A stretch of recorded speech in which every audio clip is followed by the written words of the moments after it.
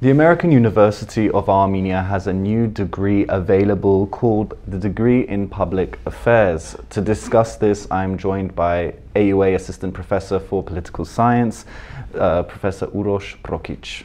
So, Professor, thank you very much for your time. Thank you. It's an honor to be here and to share with you our program and to your audience also. So, this new degree program, Degree in Public Affairs, we'll get into the nitty-gritty, but first, can you generally explain, for example, what sort of things are we talking about when we say, you know, a degree in public affairs, and why has the American University of Armenia decided to embark on this new initiative now? Yeah, that's a good question. So, a public affairs degree tries to bridge public policy with public administration, right? It's looking at policy from both the political angle and also from the kind of the management. How do you manage policy, right?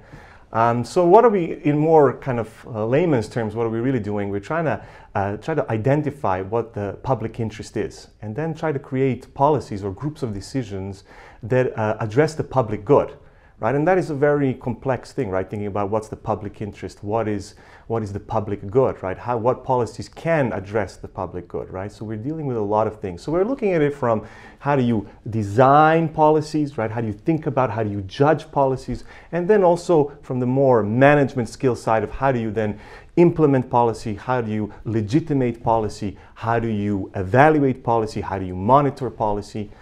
So from all of these different angles, we're looking at policy. So we're trying to bridge that. This kind of in the US is the new kind of movement away from just thinking theoretically about public policy, moving away from just thinking about it practically from the skills of public administration, managing, bringing these to the politics and the management together, right? Doing the theoretical stuff, doing the messy stuff and bringing it together. So it's more of a kind of all-encompassing degree, right? And why we did it, we feel that in Armenia, right, in this time of change, of democratic change, of social, political change, economic change, right? We believe that this is much needed in kind of this movement. We're trying to support Armenia with its public sector reform. We're trying to bring up skilled leaders of tomorrow that will help Armenia in this endeavor. Mm-hmm. Is it available already, and if not, when will it be available for students? So, right, we were in the planning stage from last year, kind of developing the whole curriculum, developing the plan,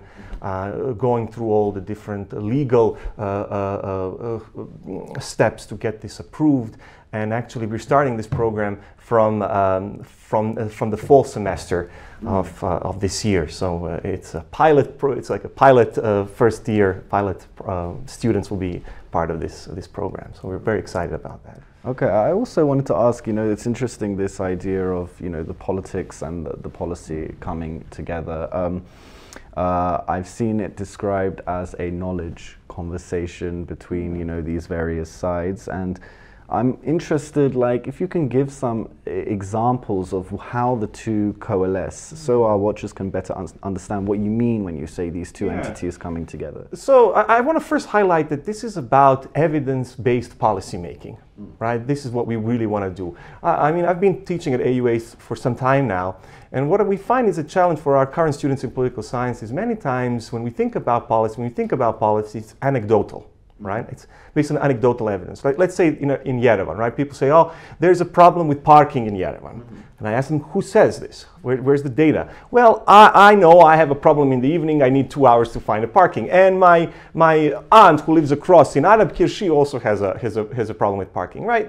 Yes, okay, you've got to identify 2 people that have a problem with parking. Now the question is, can we make a general statement? How do we go about, okay, is this really an issue for the general public in Yerevan, or is it a few handful of people? So we're really looking, and this is just a very anecdotal, well, again, anecdotal, right? It's just one little snippet, a story that shows in the broader thing, we want to think people to get into the kind of scientific mode about politics, right?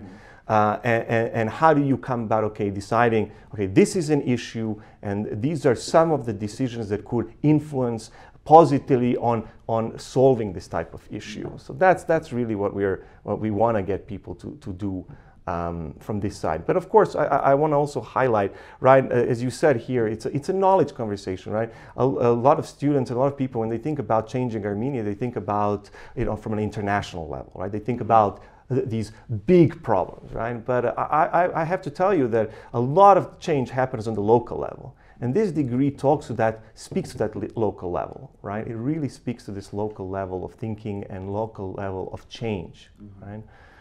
And of course, I mean, people say, okay, what are you going to do with a degree in public affairs, right? And there's an instrumental benefit to this degree. There's a lot of jobs out there, right? It is about really, you're becoming, if you do this degree, you're becoming that bridge between the public sector in Armenia, but also your foreign donors, right? You are that conversation link between the two, right?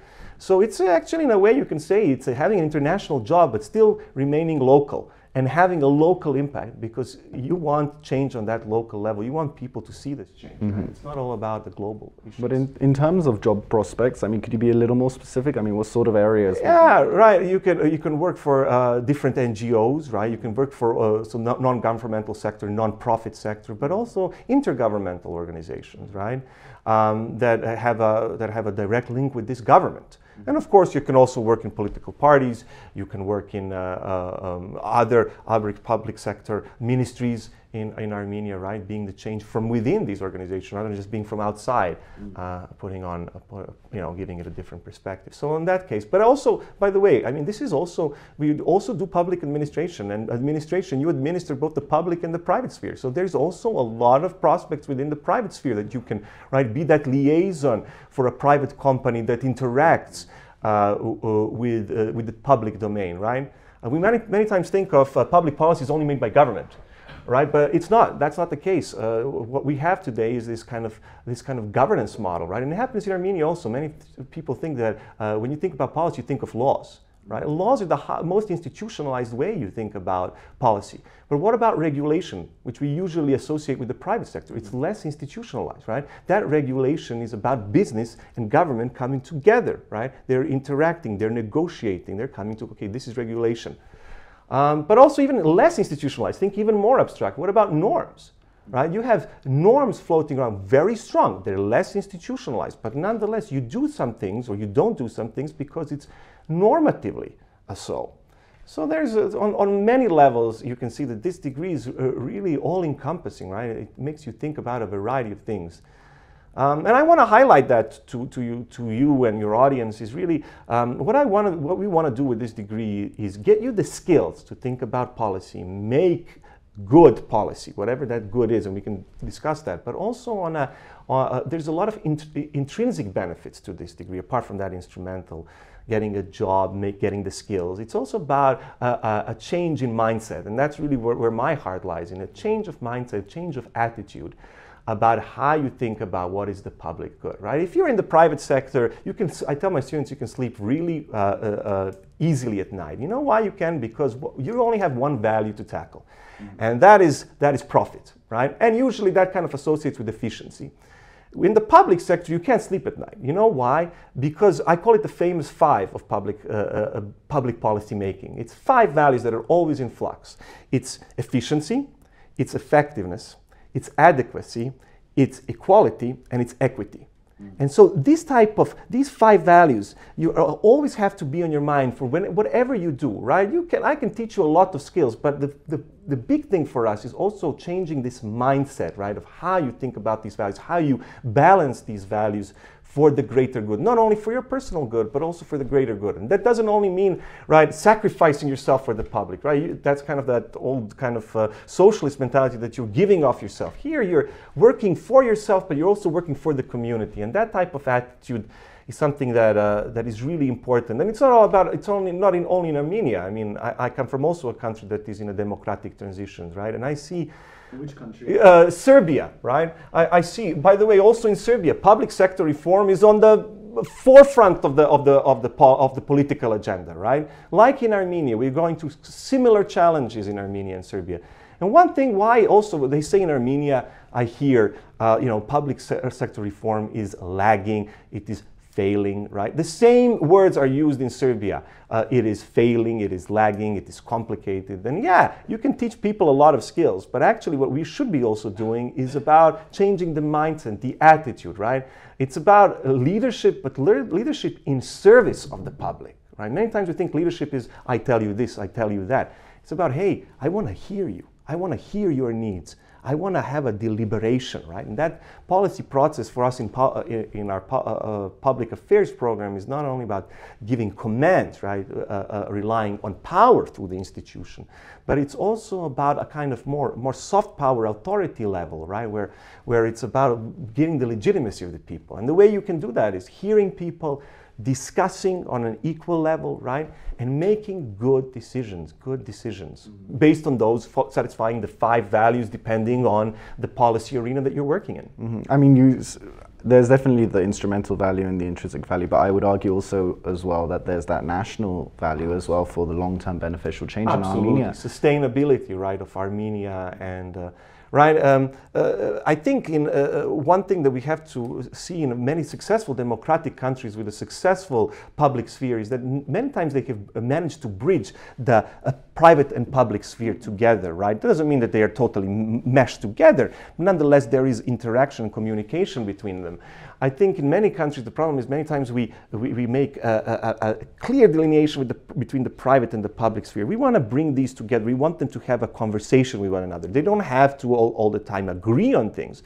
But that type of conversation, opening that conversation is really important, getting all of these partners. Now, you're no longer in these public affairs. I don't want people to think that they are just consumers of policy. I'm not saying that they're also directors of policy. They are partners of policy. And that's really important. That's really important. And Professor, finally, can you just explain to our watchers who maybe want to find out more how they can get more information about this degree? Right, yeah. You can get onto the AUA website. We are part of the College of Humanities and Social Sciences, and through that website you can find our degree program, Masters of Public Affairs. We're actually also launching the Master of International Relations and Diplomacy at the same time. So these 2 programs are going to be working side by side. There will be interaction between the 2 programs, but we also understand that we want to kind of also give our students the necessary skill sets, which are sometimes a little different for international affairs and public affairs, and the different also mindset about what are we targeting, what type of thinking are we really wanting to emphasize to our students. So it's either through this website, also I think that you can contact the university directly. So yeah, we're open to kind of having a conversation, getting you in and really getting to know you and you getting to know us, and hopefully we can work together, right? This is about, for us, most importantly, I want to highlight, this is about building a community, right? From the ground up. We're building a community of people that are concerned with the public good, with the public interest, seeing what that is necessarily. I'm not saying that I know what it is. I want to hear the conversation in my classrooms. And getting to a better Armenia, right? We want to help Armenia. We want you to help Armenia be what you envision for this country. So yeah. So Professor Uroš Prokić, thank you very much for your time. Thank you so much. And thank you for joining us on CivilNet.